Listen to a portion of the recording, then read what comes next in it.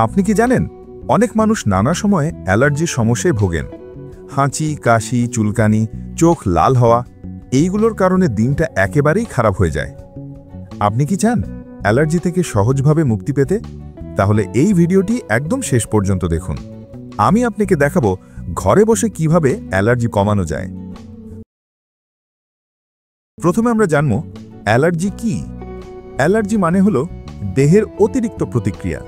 কোনো ধুলো, পরাগরেণু, খাবার বা পশুর লোম দেহকে ক্ষতিকারক মনে করলে দেহে হরমোন ও রাসায়নিক পদার্থ বের হয়।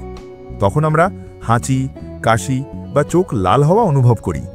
সুতরাং অ্যালার্জি কমানোর মূল কথা হলো কারণ খুঁজে বের করা আর সেটাকে নিয়ন্ত্রণ করা। কথা না বাড়িয়ে চলুন জেনে নিই কিভাবে আমরা এই অ্যালার্জি থেকে মুক্তি পেতে পারি। ঘর পরিষ্কার। প্রতিদিন ধুলো পরিষ্কার করুন। বিছানার চাদর, বালিশের কভার গরম জলে ধুয়ে রাখুন। খাদ্য ও পানীয়।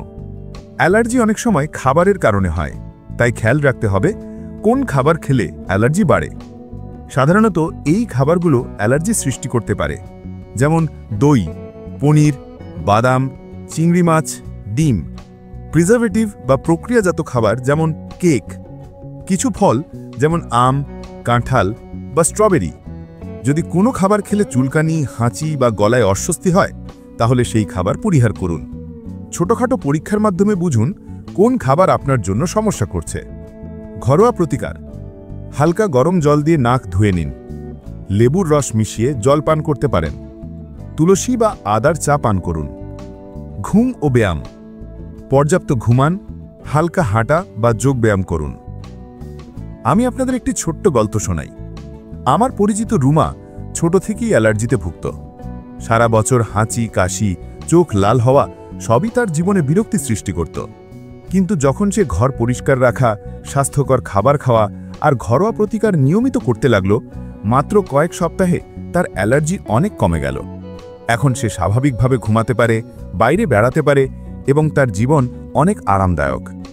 এই গল্প আমাদের শেখায় সঠিক অভ্যাস আর ধৈর্য থাকলে অ্যালার্জি নিয়ন্ত্রণ সম্ভব।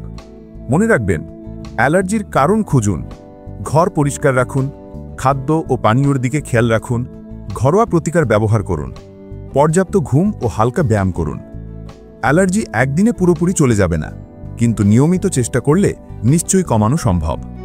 ভিডিওটি যদি ভালো লেগে থাকে তাহলে লাইক দিন, শেয়ার করুন আর চ্যানেলটি সাবস্ক্রাইব করুন।